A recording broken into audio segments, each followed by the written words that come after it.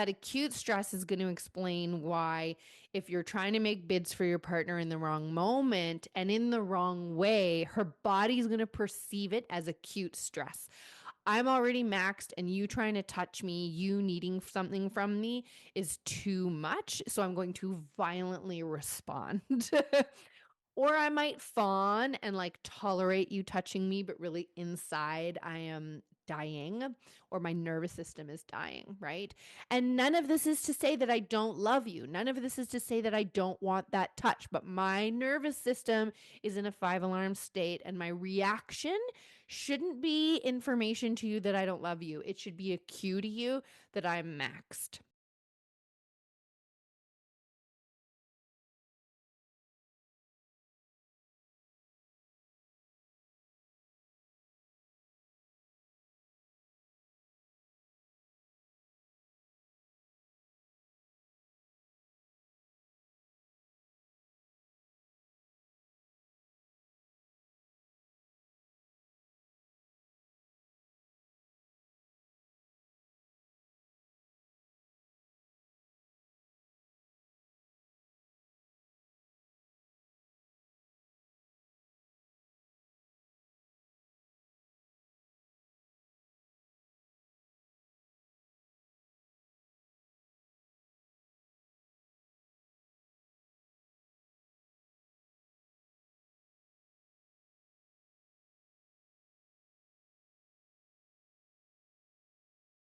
Hello, hello, my friends. Welcome back to another episode of the Sex After Kids podcast. Today, we're going to do a deep dive into one of the 4 ingredients for a great sex life after kids, and that is the nervous system. If you are not sure what I'm talking about when I talk about the 4 ingredients, there's a whole episode on it, episode number 7. Make sure you go back and give it a listen. But today we're going to be talking about the nervous system and what role it plays in your sex life and in your intimate life in your relationship, especially after kids. So I want to talk about how it's impacting your sex life, and I want to talk about what to do about it. For the men, for the penis owners, for the higher libido partners in particular, for those of you who have partners who are avoidant of talking about your sex lives or avoidant of sex in general, this could be a really important episode for you. I am writing it with you in mind. And parts of this conversation might be hard for you. They might be uncomfortable for you to hear. But I really, really want to invite you to just deep breaths and be present, because I can almost guarantee your partner has had experiences similar to mine that I'm going to share that you may not know about. And this could provide some insight and context for you. For the vagina owners and the women, the folks who identify as women, this can also be a bit of a harder episode. Like, I'll issue a slight trigger warning. I'm not going to go into massive detail about anything, but I am going to talk about my experience as a woman around sex. And for most of us, there are elements of that are really hard. And I want to acknowledge that there are elements of that for men that are really hard too. So I'm just trying to speak to my unique experience as a woman and the experience that I hear many women share, and really why I got into this work in the first place. What inspired this was I did a workshop in someone's living room last weekend, and we started with all of the like diagnosing libido stuff, and we talked about practical strategies, and then at the end we just really got into a circle about some of these traumas, some of this shit, like some of how society just takes a fucking crap on women's sexuality, and it is just like at the heart of our issues around this. I remember having a light bulb moment where I was like, literally every headache, every tummy ache, every reason, every like physical symptom I have for not having sex with my partner could probably be tied to trauma in some way. And what that means is my body does not equate sex as a safe thing, ultimately, right? Even if I have a safe and lovely partner. So this is what we're going to be talking about today If this is not for you today, if this is not for you right now, then come back to it another time.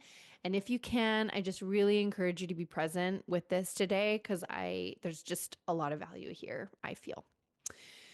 So, before we dive into what role the nervous system plays in our sex lives, let's talk about what it actually is. So, one of my favorite nervous system educators is Kimberly Johnson, and she talks about how she reminds us all that the nervous system is a real thing. It's not some imaginary concept, it is a physical system in your body, right? So, you have a circulatory system made of veins and arteries where blood's moving around your body. You have a muscular system, you have a skeletal system, and you have a nervous system, which is a system of highways of nerves that go through your brain and your body, and they send signals from your body to your brain, like, hey, hand, move to the left, and they send signals from your body. So these highways, it is a system of highways of nerves in your body, sending information from your brain to your body. Hey, body, move your arm to the left, and from your body to your brain. Hey, brain, this thing is hot. Maybe we should move our hand. It is basically made up of all these pathways, and it innervates every part of our body. And it's made up of two key parts. This is not like, this is a very oversimplification, right? But we've got your sympathetic, your fight or flight, but also your alertness and your motivation system. And then we've got your parasympathetic, which is your rest and digest and relaxation. And either half of these can be in a healthy place or they can be in a dysregulated place. So a dysregulated sympathetic system has you in fight or flight. A regulated sympathetic system has you alert, motivated, ready to get out of bed for the day. A dysregulated parasympathetic system looks like frozen, looks like lethargy, right? Looks like not being able to get out of bed in the morning. And an alert one means you are relaxing, digesting, enjoy all of those fun things. So it's not quite as simple as that, but those are the basic building blocks. And what we want to know is that when something happens to our body that floods us with an emotion, when it is too much, too fast, too soon, our nervous system will shift from alert and relaxed into protective mode. It will flood the body with cortisol and adrenaline and other hormones. It will move the blood flow away from like our tummy and our digestion to our large muscles so that we can fight or we can run or we can prepare to protect ourselves. Or we might freeze or fawn. And in the animal kingdom, we would have then, faced the bear, run, fought, frozen. And after we did any of those things, there would have been this like shake to close the loop, right? Where we have an activation, all those things get ready for a response. Then we respond and we close that loop. These days, though, these traumas, these events, these overwhelming things can be everything from someone staring at your boobs too long, a big car crash, getting a crazy email from your boss, stressing about how your kids are going to respond when you get home. And we have the same reaction, right? But we don't close the loop because I get that stressful email from my boss and I don't go run or breathe heavily or move my body or beat someone up or like fight. I just sit there with it. So it accumulates and accumulates and accumulates and accumulates. And in trauma theory, it gets stuck in your body. And the reason it gets stuck in your body is because your muscles are going to tense, your blood flow is going to restrict, that emotion gets caught, frozen in your nervous system pathways. So these events can be small or big, like I just talked about, but the idea is that when we're not closing the loop, they get stuck at the halfway point. And then what happens is we might be having sex or we might be thinking about having sex. And then all of a sudden it triggers a memory of that thing that's locked in our system that's wanting to come out so we can finish the cycle. And it typically starts with either a sensation of like pain, numbness, or irritation, like a lack of sensation for the numbness piece, or it comes with like emotions arising that we try to avoid. It comes with discomfort. And so then we get into that avoidance space where like This is making me feel uncomfortable, so I'm going to walk away from it instead of stay present, allow the feeling to arise, and close the loop. So, that is like a mini overview of the nervous system. And I want to talk a little bit more deeply about how we apply that to our sex lives and how it can show up in a few ways.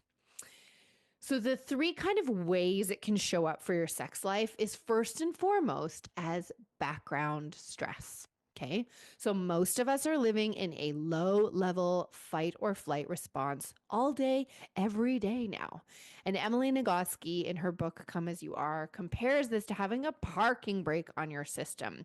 So, my husband has an old Toyota truck, it's a manual. I find with the new automatics, you can't notice as much, but certainly with the old Toyota, which I'm not used to driving, I literally learned how to drive stick shift like 4 years ago. There'll be times where I'm driving a couple blocks and I'm like, what the fuck is wrong with this car? And then I realize that the parking brake's on. So it's not an immediate stop, but feels like something's dragging or working kind of janky. And the same thing can be happening in your body is when you're dealing with mounting levels of background stress, whether it's that stress at work, whether it's avoiding a conversation with somebody, whether it's dealing with your kids yelling at you, whether it's like, all these different forms of overwhelm, we've got a ton of stress running in the background. And I have found that some people deal with this background stress by craving sex as a form of release from it, which is actually biologically like that orgasmic rush can be a great way of wholesale finishing a bunch of those loops, closing out a bunch of that stress. And some of us deal with it by completely shutting down from sex. And so if we have two partners in a relationship that are different, we can already see how that's going to create some tensions. My partner will often offer to go down on me when he can notice I'm stressed because he thinks it'll be a good form of stress release for me. And it actually typically is. But my first response is almost always a fuck no, because I don't see how I can go from my stressed state into the relaxation I'm going to need to orgasm. But he's not wrong in knowing that if I can support myself to get there, I can't be in both spaces at once, right? So being in a stressed out state is going to block me from getting into a like libido arousal state. But also if I know how to get myself there despite it, being in the arousal pleasure state is going to reduce my stress state. So he's not wrong, but it's interesting how some of us will have a complete fuck no response and others are eager and craving for sex as a release of this background stress. The second way that this shows up is what I call acute stress. And this looks like a current event, like something happening right now, causing an overload to the nervous system. So, an example for that would be when my partner tries to touch me after a long day of the kids grabbing at me, and my nervous system, which is already overwhelmed, goes, "This is too much." And so, my response, totally instinctual, might be to recoil, might be to push him away from me, might be to be pretty aggressive about that. My body goes into defense mode. It goes into fight and get off of me right away. It's sort of this instinctual reaction that's telling people around me and myself that I am maxed out. So just like I might scream at my kids when I'm in the middle of cooking dinner and they're both trying to talk to me at the same time while I've got my ear pods like listening into my podcast, too much, too fast, my body shuts down and I go into a fight or flight response in that situation, yelling. This could also look like during sex, my partner penetrating me too quickly or too early while we're having sex. My vagina is not ready for this. And so she shuts down, clamps down literally, and that can cause pain, irritation, or numbness during sex. So there's everything in between there. But that acute stress is going to explain why, if you're trying to make bids for your partner in the wrong moment and in the wrong way, her body's going to perceive it as acute stress. I'm already maxed and you trying to touch me, you needing something from me is too much. So I'm going to violently respond. Or I might fawn and like tolerate you touching me, but really inside I am dying or my nervous system is dying, right? And none of this is to say that I don't love you. None of this is to say that I don't want that touch, but my nervous system is in a 5 alarm state and my reaction shouldn't be information to you that I don't love you. It should be a cue to you that I'm maxed.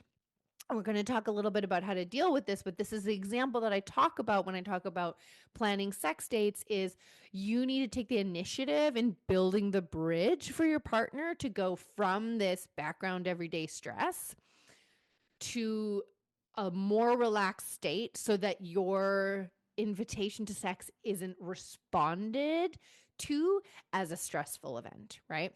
If the bucket's already full and you try to make a move, you're going to tip it over the edge. If there are things that you can do to lower the bucket, then your invitation to sex, to touch, to connection isn't going to tip her over the edge. And she's going to be way more likely to say yes to something in there. Okay. The last piece that I want to talk about here is historical stress or stored trauma. And this is really the one that I just like care about so much right now. It was like what really came up in this session that I did with these women. And that is that it shows up as avoidance of the topic, avoidance of sex, rushing through sex, or big emotions arising during sex. So if your partner's having a really big shutdown reaction to you even trying to have a conversation about your sex life, even when you're trying to be very respectful about it, like it's just off the table, or if sex is hardcore off the table, or, you know, and anything even resembling like naked intimacy is off the table. If you notice that, and this, like, I am guilty as charged of, and I'll talk about it a little bit more, but like starting to make love with my partner and then emotions will arise, but I'm not noticing that they're emotions. I'll just get uncomfortable and go, quick, just get it in me. Let's get it over with. And I don't say it out loud like that, but that's the energy that I put out. Because my body's going, there's some discomfort here. So let's just like rush through this and get it over with. And then the last piece can be like if you have a partner who cries during orgasm, or like you can tell that emotions and dysregulation are arising for your partner during a sexual encounter, then historical trauma of any kind, and I'm going to talk about some examples of that, could be showing up, right? So what does this look like, right? What this looks like is historical trauma means that I have moments in my history, both or of sex, so specific sexual encounters or dating encounters, makeout encounters, but also with my body. So around my birth, around struggling with orgasm for so many years, around dealing with painful intercourse for so many years. If you've got like endo or, you know, really bad PMS or anything like that, if you're in the middle of menopause, anything that's leading you to this very adversarial relationship with your body, and just related to gender, right? So the way I've been treated as a woman in the world, these all fall under the umbrella of sexuality. So my gender, my physical body, and my sexuality and my sexual expression all fall under the umbrella of sexuality. And I can have traumas and imprints or overloads related to all of those things that contribute to this soup that makes sex not a very safe place for me to go, right? And this is where, for the guys listening, you know, this may not be your experience. And I do, of course, want to caveat that lots of young boys experience sexualized assault. You can experience, you know, an imprint for a guy would be like, you know, if you had an abortion with a partner that you cared about in your past, like that's going to leave its mark, whether you've processed it or not. Maybe your parents instilled a like absolute terror in you of getting partners pregnant. You know, maybe you've got shame around masturbation or your sexual desires and your sexual fantasies.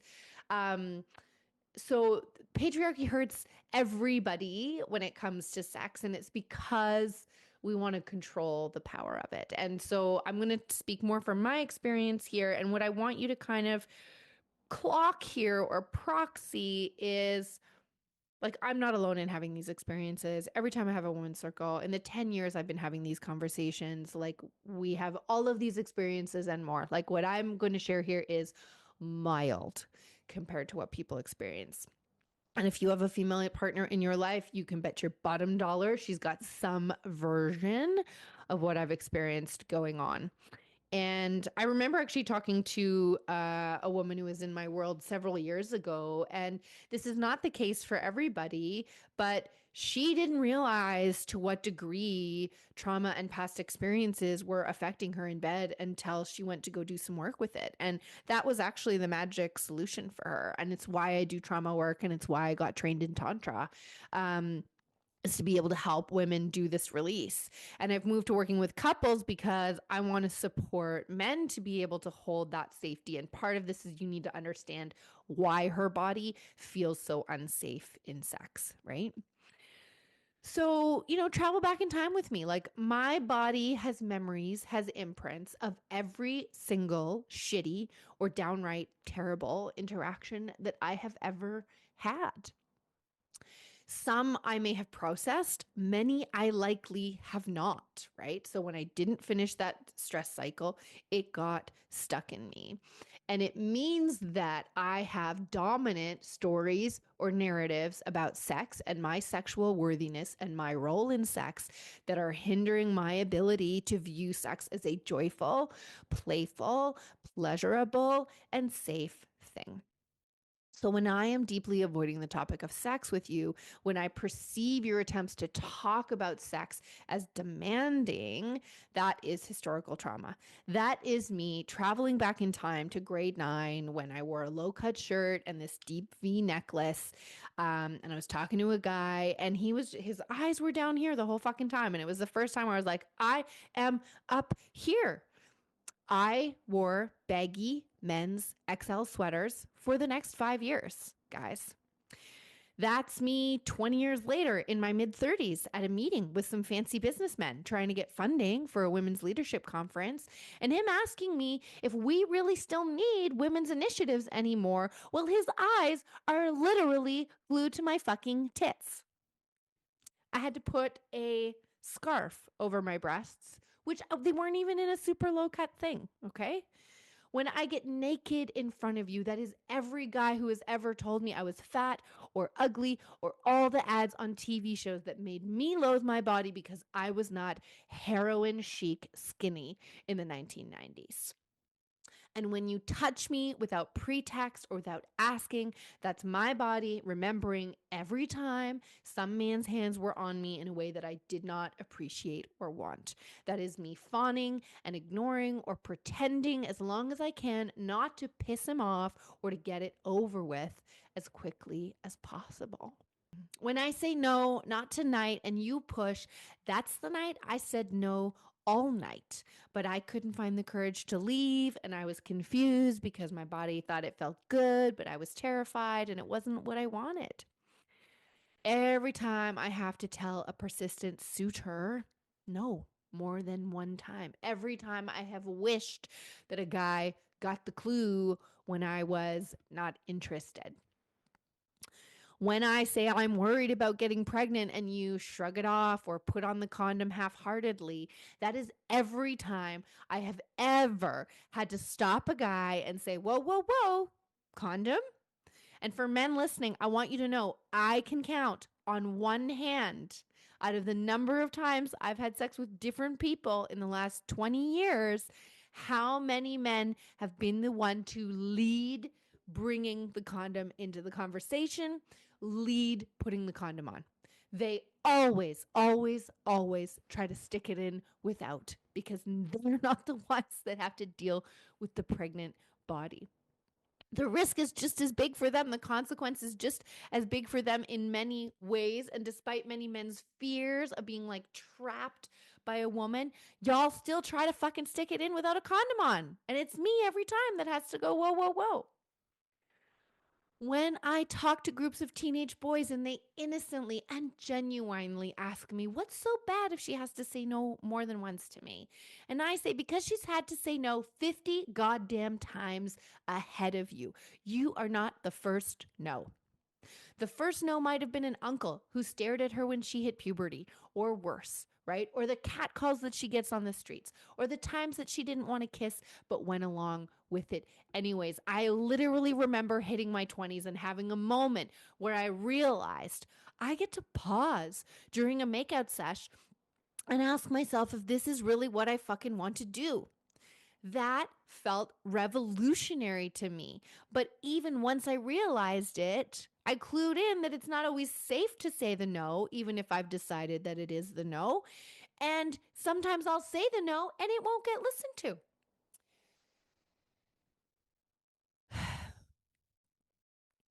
I could go on, I guess, and on, right? And like I talked before, our sexuality is not just relegated to biology and relationships, right? It is about how I feel about myself, my body, my womanhood. All of these affect my ability to show up confidently in my sexuality, and they will ebb and flow during my life, but they will absolutely take a massive hit during childbirth and in the early years of parenting.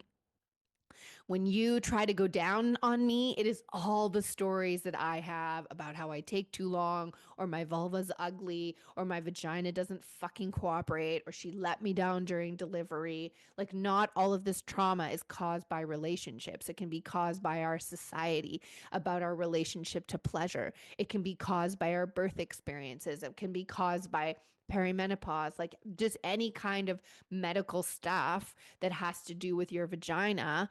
Many women can be in a situation where you feel let down by your vagina. You feel disappointed in your vagina. We don't teach young girls about puberty to the point where some young girls think they're dying the first time they bleed. And we don't teach women about menopause to the point where I talked to a woman the other day about menopause who literally thought she was dying when some things started happening to her vagina during menopause that are totally normal, right? When your ego has a hissy fit, when you get rejected because you haven't learned how to navigate that gracefully, you become every man whose emotions I had to handle with my body my entire life. I know that this is a heavy load. This is a heavy load for those of us carrying it in our lived experience. And many of us have been carrying this backpack so long, we don't even fucking realize that we're wearing it anymore. And if that's you and some of this is triggering for you, like, just remember, this is by design. It is woven into the very fabric of our society, and it is built into the DNA of our generations, all the way back to the stories of Adam and Eve and Lilith and not wanting to lay with Adam, all of the laws we are battling about abortion and control over our own bodies and support for mothers and people who bear children in the early years. This is by design. And it's a heavy load for you men who are maybe clocking this, processing this, hearing this for the first time. Like, I don't discount that this is easy to hear. As a guy, this is also a heavy load. I know, and I have lots of conversations with my man about this, is that it triggers questions for you about whether you have ever been one of the men in my stories. And you likely have. And I think what I want to share with you here in that context, and maybe we'll do a whole other episode about this, is it's important for you to have some feels about that. It's important for you to bypass shame and guilt and just allow yourself to feel sad, allow yourself to feel frustrated, allow yourself to feel angry. Shame gets us nowhere.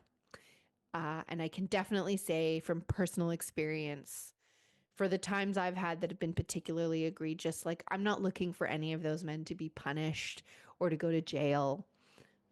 What I want most from those men is for them to listen to this podcast, to hear me share my experience, for them to truly fucking understand and, like, get it, what motivated their actions in that moment, what stories of entitlement motivated their actions, to understand my experience and to just do better. That's really our hope. And so, if you need to and want to, like there are men's groups and you can go down the road of accountability and all these kinds of things, but even just to shame keeps you out of accountability. And accountability is just to say, I did that and it hurt somebody and I'm not going to do that anymore. Right. So this isn't necessarily an invitation for you to like process every interaction that you've had with a woman in your past. Topic for another time. This is an invitation for you just to consider what your partner's past might have been, and maybe to open the door to getting curious about that and just listening if she's willing to share, and to potentially think, if you've been with your partner for a while, where you might have been that person, right? You're here, you're listening, you're doing better, and you may have been more pushy than you now know you should have been in the past. You may have been a little bit more entitled than you now know you should have been in the past. And I fault society for teaching you to expect that women are to give you their bodies and all of these things. Those are all your expectations. Those are all your stories, and your behavior came from those places. And that doesn't mean to negate the importance of your role in it. But what it does mean is, it's like with little children, right? Like, we don't have to equate the behavior with our children being bad people, right? You're not a bad person if you engaged in these behaviors. You engaged in bad behaviors driven by certain beliefs. And so we need you to change those beliefs so that you're not engaging in those behaviors anymore. Anyways, we could talk more about that, but I guess I just want to acknowledge, if this is triggering feels for you, that's normal and that's okay. I encourage you to talk to somebody about it. If you want to process with me a little bit, I am happy to chat in the DMs. But if we get back to kind of the topic here, nervous system safety, right? There's a load. And I guess the bottom line is, like, we are all carrying a fucking load around sex. We are all carrying a load of negative and positive and wonderful experiences too, right? We are all carrying a load of negative stories about sex and what it should be. And the bottom line is that affects our desire and ability to show up to sex. So, what do we do? Well, the beauty is, if we become sexually liberated, and in particular, if she becomes sexually liberated, if we lift the patriarchy's boot off of her sexuality, it gets lifted off of yours too. If she becomes in charge of her sexuality, if she becomes in love with her body, if she becomes a person who finds sex a safe place to be, then it's going to be a place she enjoys and is eager to go to, not a place that she avoids. So I can definitely argue that at least 50% of your partner's resistance and avoidance around sex is likely from the impacts of society and her past experiences, shutting down or robbing her of her sexuality.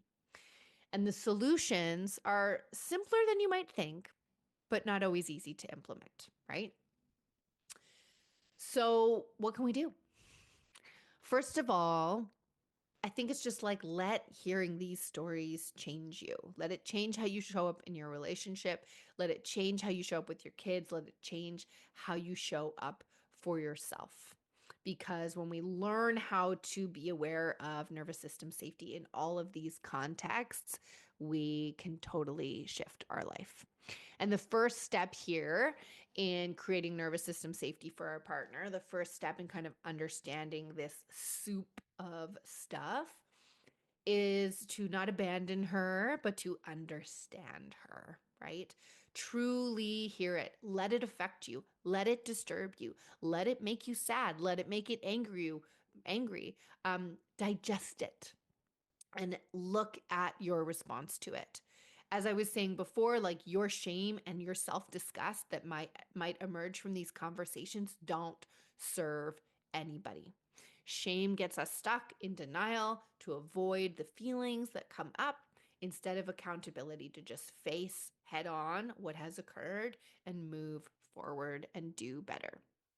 So hear her stories if she's willing to share them with you, and hear the stories of other women like me. Process that and process your feels around that. The second piece is that communication is key to creating safety, and it's why it's one of the other four ingredients to a magical sex life. And one of the simplest things you can do is over communicate, right? The longer we've been in a relationship, the easier it is to feel a sense of like casualness around our partner's bodies. The same goes with our kids. It's easy to feel a sense of casualness around like changing your baby's diaper and touching their private parts because you do it like 10 times a day. And we forget that we're like touching people's private parts, and maybe we want to teach that some permission should be granted there. My son last night was at the dinner table naked, as happens sometimes, like literally windmilling his penis. And I think, I don't know if it felt good or if he was trying to stretch it out. We asked him and he was like, I have to do that because it's red. And we're like, okay, so like we need to reinforce that this is a private part of our body. We touch it for pleasure or not in private places. And then daddy said like, hey, maybe I should look at your penis and see what's going on. Do I have permission to look at your penis to see what's happening? So we can practice communication for consent in all parts of our lives. And the more you practice it in lower risk spaces, like just literally asking for the hug before you go for it, the more you're practicing nervous system safety, right? So we kind of develop this sense of entitlement over people who are close to us, like their bodies over time. And so the encouragement here is to like take a step back from that and over communicate. And if you've listened to podcast episodes in the past, I share like as an example, my husband came to give me a back massage the other day. I was background stress was high. I'd been solo parenting for 4 days because he was sick. I was behind on work, and he came up behind me and started massaging me, and my body did that instant, what the fuck do you want from me? And I didn't push him off. I fawned and sort of let him, but I was like awkward and uncomfortable about it because in my head, I went, what the fuck do you want from me? Now, if he had come up behind me and before he touched me, right? This is about my body feeling safety, not me intellectually. Before he touched me, had said, I know you've had a big couple days. Can I give you a little bit of a back rub while you do this? I would have probably gone, oh, yes, please do that for me. So my body got the opportunity to grant permission ahead of time. And it was much more able to say yes. Or I might have said, not right in this moment, but I'll take one in 10 minutes, right? So use your words before you touch, while you touch, and after you touch. Practice over communicating. Be aware that your partner might not be used to this and find it a little strange. And I give the example of I had a dentist who was so fucking consensual that at first I found it annoying because I was like, let's just get on with it. You're wasting time. But once I got used to it, I was so refreshed that instead of just assuming that she had entitlement to do whatever the fuck she wanted in my mouth because I had booked an appointment, she would explain what she observed. She would explain what she was about to do. She would ask me if I had permission to do it. She would share the options and she would let me make the choice. And she did this over and over and over again, which is the practice of consent. She didn't just go like, do I have permission to operate in your mouth today? Like she kept being like, I'm going to put the guard in. Is that okay? Do you feel ready? I'm going to put this now. Are you okay? Does that feel ready? And I'm not saying you have to do it exactly that way in your sex life or in your relationship, but what the point is, I immediately reacted to it as negative because I wasn't used to it. It was so foreign, but I was able to get used to it. And I would also argue that the same kind of happened in the beginning of my relationship with my husband. He was very consensual, and I'd be like, we're already naked. Like, of course we're fucking. And he would just be like checking in constantly in a sexy, fun way. And it took me a little bit of a reframe because I'm not used to being treated the proper way to go, oh, this is sexy, not annoying. So just be aware that if you try to shift how you're communicating with your partner, you may get a bit of a reaction. And that's coming from internalized misogyny and trauma, where she's used to getting treated one way and a new way is going to feel foreign and she might have some resistance to it. Step number 3 is to really hear what she needs and to offer it. So an example is like if your partner is super fertile and you've got a young baby and she is terrified of getting pregnant, like take that fucking seriously. Take using the condoms perfectly seriously. Be the leader in that, and you will create some nervous system relaxation for her, because I bet you she's avoiding sex just because she doesn't want to have to be the one who has to like obsess about the condom. Okay. If your partner's touched out, take that seriously. If she has pain during intercourse, take that seriously. If she doesn't feel sexy, if she doesn't tell you what she needs, ask her, and ask again and again and again. Hearing what people need and offering it to them exactly as they've asked is a huge part of building that sense of trust that my body can believe that you will do what I ask. And I teach all kinds of games of touch in the Naked Fun Comeback to essentially help you build this safety in low risk situations over time. We can practice these skills very deliberately with guidance, and that's exactly what I do in the Naked Fun Comeback. The last piece that I'll say here, and I know we're getting a bit long, but this is kind of a juicy episode for me, is to learn how to hold her feelings. So as you can see here, like we haven't even talked about any kind of like sex skills, because the sex skills of being a masterful lover are knowing how to do nervous system support and knowing how to be a great communicator. And those two things go hand in hand. So when she's being avoidant, that's because emotions are arising in her that she doesn't want to feel. When she gets defensive and avoidant, when you try to bring up the conversation in a healthy and respectful way, emotions are arising for her. When she's avoiding sex or squirming through sex or rushing through sex, emotions are arising for you. And the leadership that you can show, the sexiness of like showing up in your power in that moment, is to help me pause and acknowledge my emotions. And for you to do that, you have to be totally okay with whatever fucking comes. You have to learn that you're just going to like hold the container for me to have a complete meltdown. Whether that meltdown is about you or not, it's typically not. You need to be able to just hear what's coming out of my mouth, not take it personally, not respond, not react. Just let me talk to myself, almost in a way. That means, if she's avoiding the conversation, it might mean digging a little deeper, right? To be like, this conversation, I feel like there's an emotion under this conversation. Are you willing to explore that to me? If we just sit here and breathe for a minute, what comes up for you? And let her yell. And she might be like, you're pressuring me, blah, blah, blah. And then if you let her go deeper than that, you're going to see that there's other things underneath that surface level attack at you. If emotions arise during sex, it's the same thing. The principles are always the same. And I did a whole episode on dealing with big emotions that arise during sex when some of my birth trauma came up. So I highly recommend listening to that if you want. But it's the idea of noticing your partner's vibrational shift, being able to tune into that, pausing, the power of the pause, breathing and encouraging you both to breathe into that, allowing her to just feel the feels, and then just being there to like listen to her blather. It has been so healing to have my partner just let me lie in his arms while I cry about all the times I, self-abandoned and let men do shitty things to me, or allow, no, like when shitty things happen to me, it's healing to do that. And it's healing to do that with a man in particular and with your man in particular. So those are the 4 things that I recommend. Simple in a way, not easy. These require skills that you need to learn, and you can learn them with me and with other people. But we want to not abandon her, but understand her. We want to communicate, overly communicate. We want to hear what she needs, ask her what she needs, and offer it. And we want to learn how to hold her feelings. Now, I'll create a note here for the women on this call, right? Like we can try our best to create nervous system safety for ourselves. So that can look like self-parenting, that can look like self-coaching, But in essence, you can do all of the same things, right? So when those stories are rising, sometimes we'll have the stories rising and then we'll have an internal judge on the other side judging us.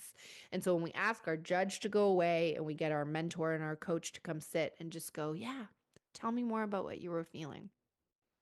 I share a moment once where like I taught a workshop and I came home and I was just feeling irritated and fucked. And I was like, what am I wrestling with here? And then I just kind of had like my inner guru just go like, yeah, let's hear what you have to say. That sucked. And she repeated it back. That sucked. You feel like you didn't do a good job, right? And so instead of I was grappling because part of me was going, that sucked. And the other part of me was trying to cheerlead and be like, you did your best. And like, kind of that gaslighting, that like responding, you did your best and it's okay and all this stuff. And I just needed to be validated. I just needed that other part of me to go, yeah, that did suck. Yeah, you didn't feel like you did your best there. And then all of a sudden, I had a big cry and it was over. I finished the loop instead of staying in the tug of war. So we can do that for ourselves around these things. Oh, I am noticing I am so fucking aggressive about this conversation that my husband's trying to have with me. What is going on? Oh, I'm scared of this conversation. Okay, maybe I can just say that out loud. This conversation makes me uncomfortable and I'm scared. Deep breaths, right? Don't self-abandon. Listen to your needs and respect them, but also make sure that you're paying attention to what's a real need and what's a defense mechanism. You can say, my need is to not have sex. And it might be that your need is to not have sex, but it could also be that there's a lot of stuff blocking your need to have sex. And you need to kind of weigh the difference between the two, right? So, really listening to what's underneath is important. And that's a skill I teach in the Naked Fun Comeback. And learning how to build trust with yourself. So the consent exercises, the communication exercises that I teach are as much about you learning how to say, I would like you to stroke my arm, and your partner doing that thing, and you building trust between you and your partner that he's going to do exactly what you asked, as it is about you building that trust with your body, that your hand says, I want medium pressure. And then you voice that and you express it. And then when your hand says, I don't like that anymore, you voice it and you express it. And your hand starts to believe, your body starts to believe, she will be my advocate. She will say what I need. And then the double layer is, then he will also listen to that. That is what we do in these games, in these activities that I teach. And that is how we get to a place where we shed the shit that is getting in the way of us wanting sex and we get back to joyful, playful connection in our relationship. So, in closing, what I really want you all to take away is if you are avoiding conversations about sex and sex itself, are you willing to explore what stories and emotions are underlying that? There is likely an ocean of them for both of you. And when we can invite ourselves to wade in there, we will find some answers. In the early parts of my journey, I used to talk about how my sexuality, like I felt like I was sitting next to this big, deep, dark, scary hole. Like it was such a present challenge for me all the time, but I was nervous to like step in there. And when I finally got brave and got a fucking ladder and walked down into the hole, I didn't actually find that much down there that was that terrifying, right? We build it up to be more terrifying than it is. And when it comes to this stress cycle, to these emotions, the beauty is in learning to just confront it, right? We spend a lot of energy avoiding it, burying it, pretending it's not there. And then it can take 90 seconds to face it, have the emotion roll through us, and move on. And when you learn how to do somatic release for yourself, for your partner, when you learn how to do this process and hold these emotions, I can tell you every time I've ever done it, I feel the weight of like 1,000 pounds come off my shoulders. Because all that energy that's gone into like suppressing, burying, and holding those things at bay, you just let them go. You just let them roll out with the tide. The only way out is through the feelings, through the frozen stress cycle, and we can release those old stories and emotions, and we can make new ones. We can rewrite our sex life. We can rewrite our belief about sex and make it a place that is joyful and fun to go to. All right. Last piece here.